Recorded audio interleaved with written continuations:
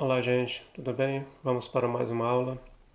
Dessa vez nós vamos tratar uma aula sobre sociologia.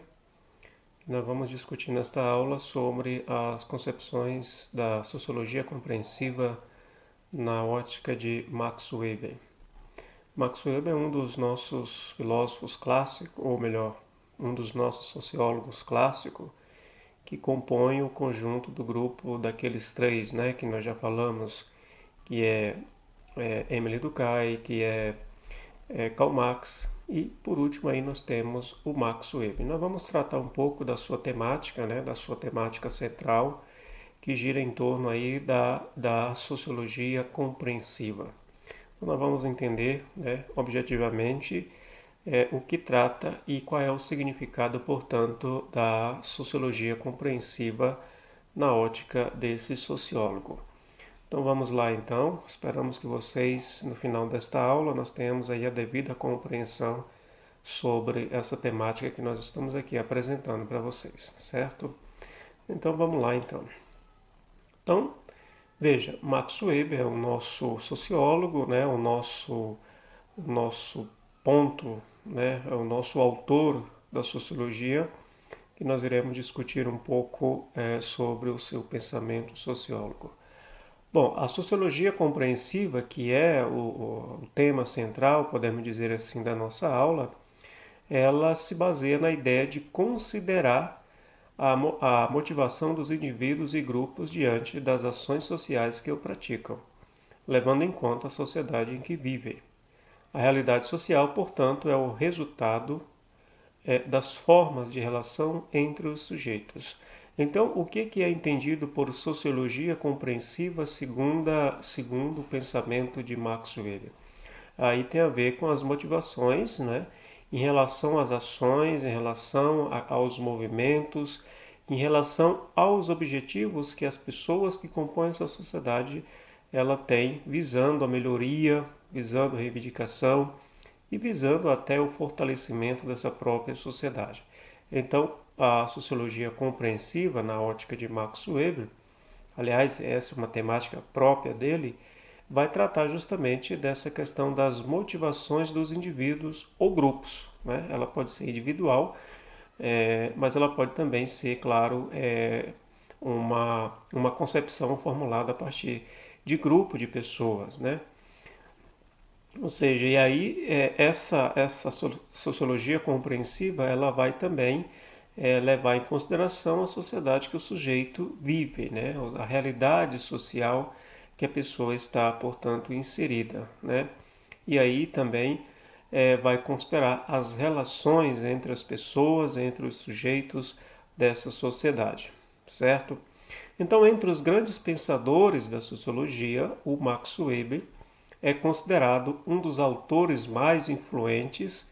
Seus trabalhos possuem enorme abrangência de assuntos e voltam-se para áreas do pensamento político, do direito, da história e da economia. Então, pensando em conhecimento, veja que a abrangência do pensar, não é, dos feitos de conhecimento de Max Weber é bem abrangente. Veja que ele trata da questão da política, ele também trata do direito, da história e também da economia.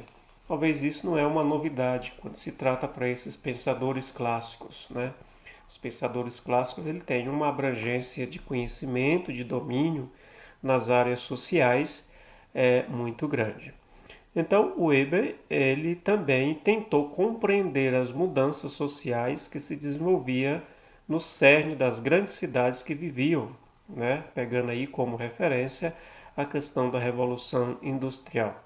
Quando se fala aí da Revolução Industrial e se fala de Max Weber, é bom lembrar que, assim como os demais pensadores da sociologia, os pensadores sociais, ele também vai ter uma referência, né, como marco histórico de mudança de mentalidade, né, de estruturação social, a Revolução Industrial. Né? E todos nós sabemos, quando se fala das questões sociais, quando se fala de pessoas, de grupos sociais, né, de fatos sociais, como bem fala Emile Durkheim, nós temos, e aí os pensadores também eles vão fazer referência à Revolução Industrial, porque ela é o marco, né? Ela é um marco da história das sociedades no período moderno, a partir do século XVIII, certo? Então, a ação social para Max Weber, talvez o conceito mais importante da teoria weberiana, seja o de ação social, né? Veja a palavra aqui, ó, veja a expressão, melhor dizendo, a ação é sempre um fazer, né?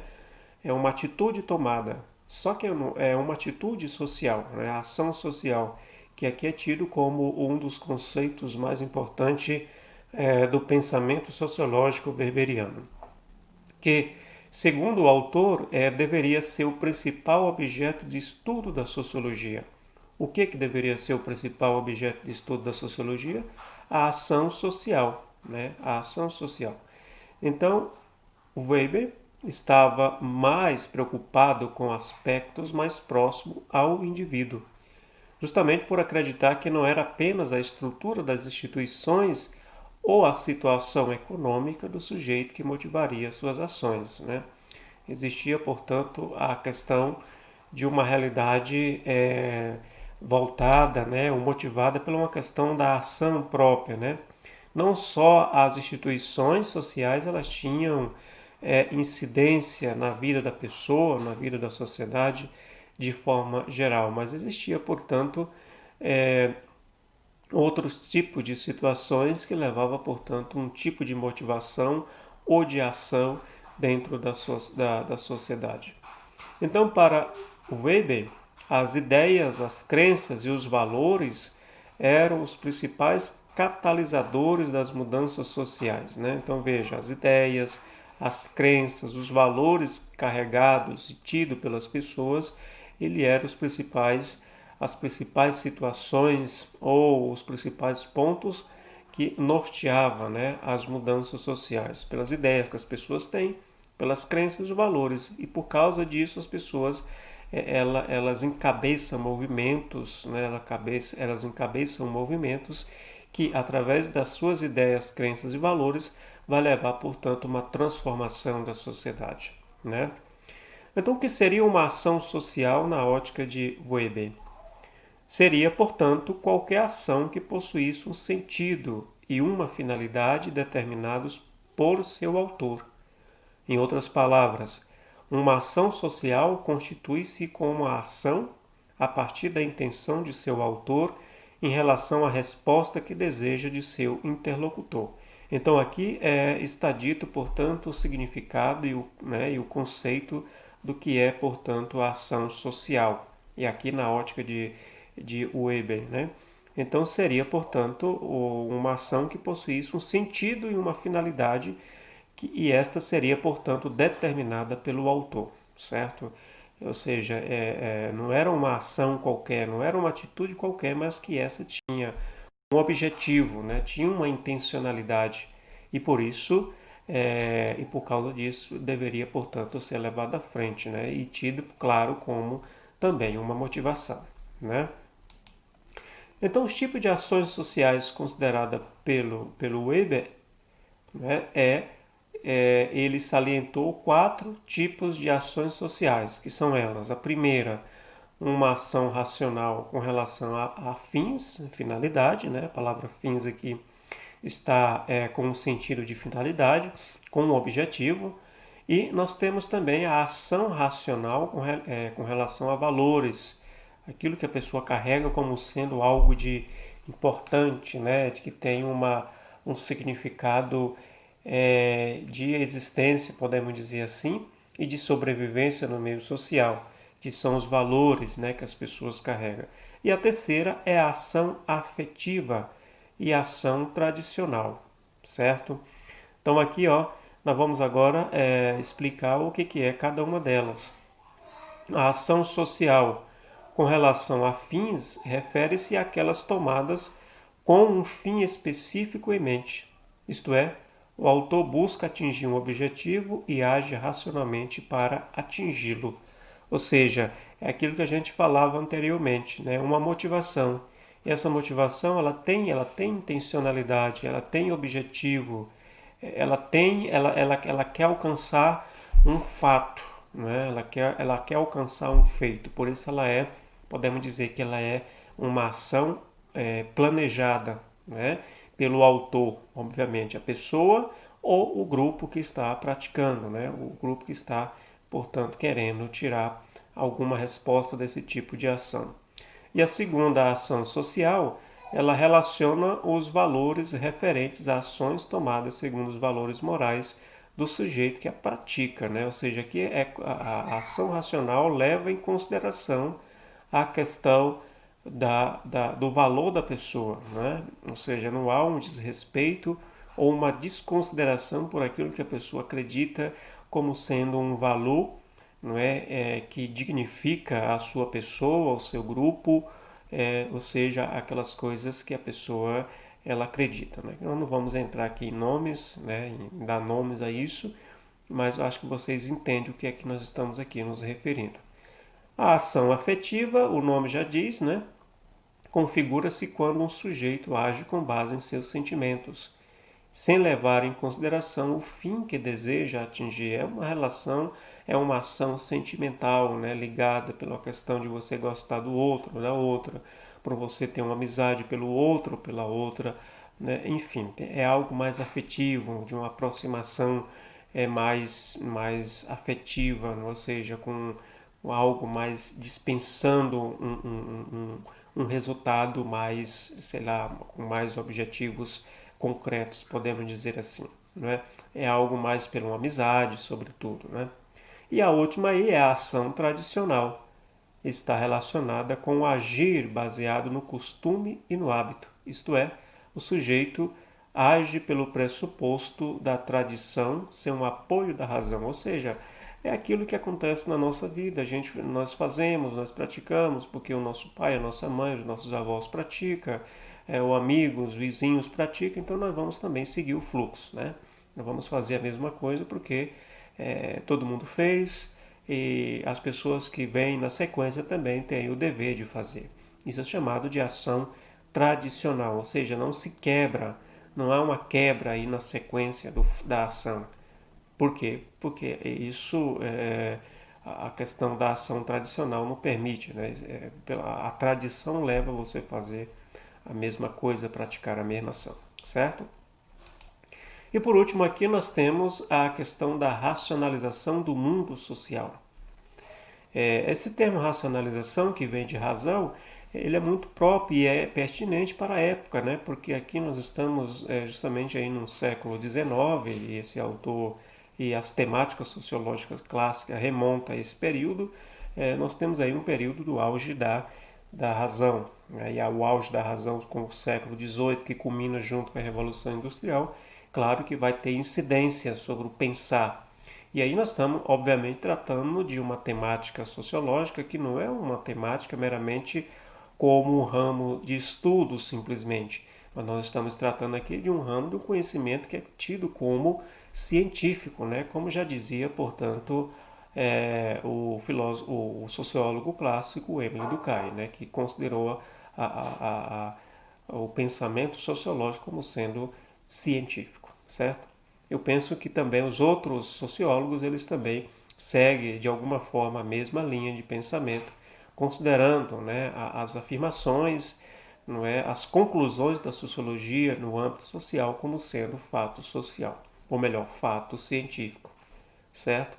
Então, a racionalização do mundo social, isto é, mudanças profundas no cerne do pensamento do indivíduo moderno e das instituições do Estado, ou seja, nós temos aqui uma incidência baseada na razão, que é, portanto, tratar as instituições e as ações das pessoas, dos indivíduos na sociedade, de uma forma racional, né?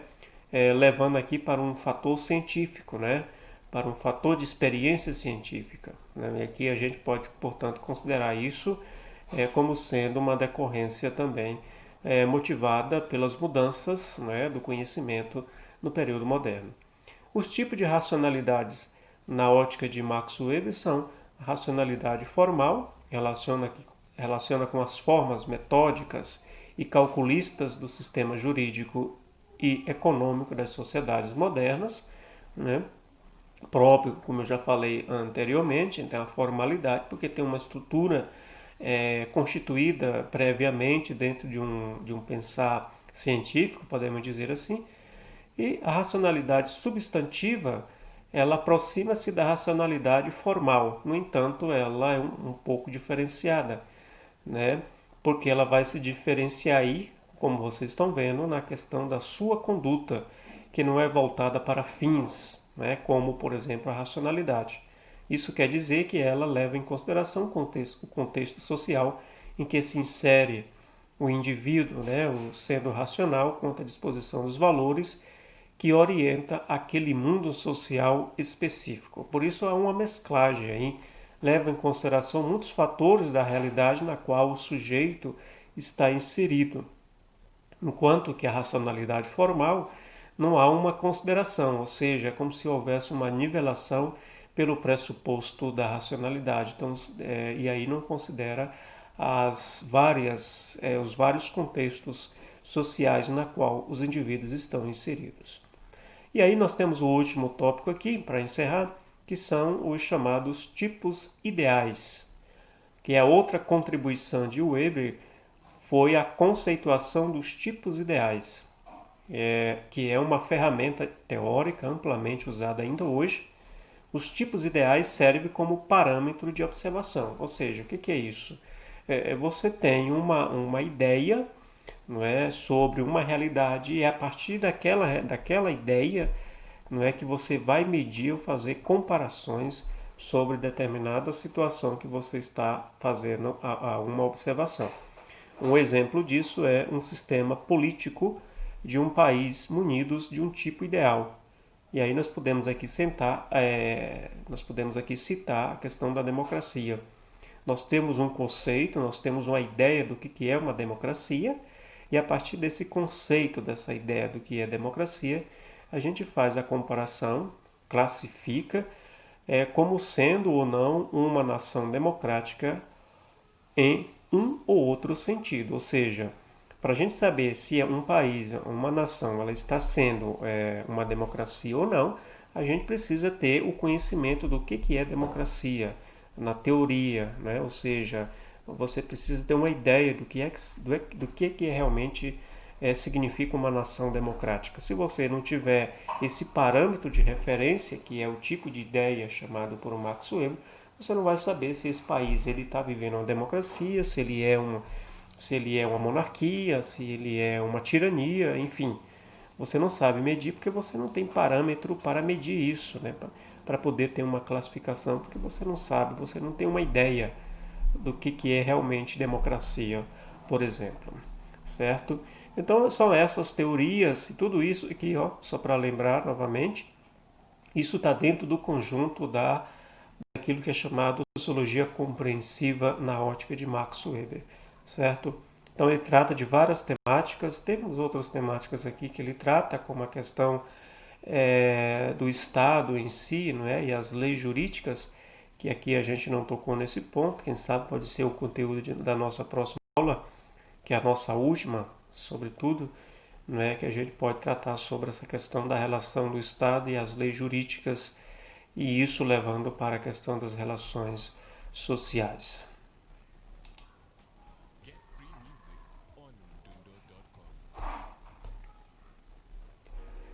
Tá aí, muito bem, nós acabamos, né, de acompanhar esta aula que trata sobre alguns temas importantes, talvez os temas centrais do pensamento de Max Weber, esse que é um dos nossos pensadores clássicos da sociologia, está aí junto com os outros que nós já citamos o nome, que é Emile Durkheim, Karl Marx, e o outro aí que é um dos pilares também, o Max Weber, que vai tratar sobre a questão de temáticas pertinentes à sociedade da sua época e também servindo de base para a nossa sociedade atual, como aí os conceitos que nós apresentamos sobre a questão da sociologia compreensiva, né, que vai fazer referência aos fatos, às motivações individuais e de grupos que levam as pessoas a uma transformação, né, a fazer conquistas, né, de melhorias dentro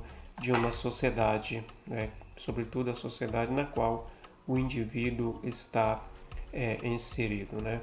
Esperamos que vocês tenham tido aí a compreensão devida. Qualquer coisa é só nos chamar aí pelos nossos meios de comunicação que nós temos, como vocês estão vendo aí. Nós temos a plataforma, o WhatsApp, nós temos o canal no YouTube, não é? Enfim, esses são os nossos meios pelos quais vocês podem tirar dúvida, se vocês tiverem, obviamente, né, sobre essa temática. Grande abraço e até a próxima.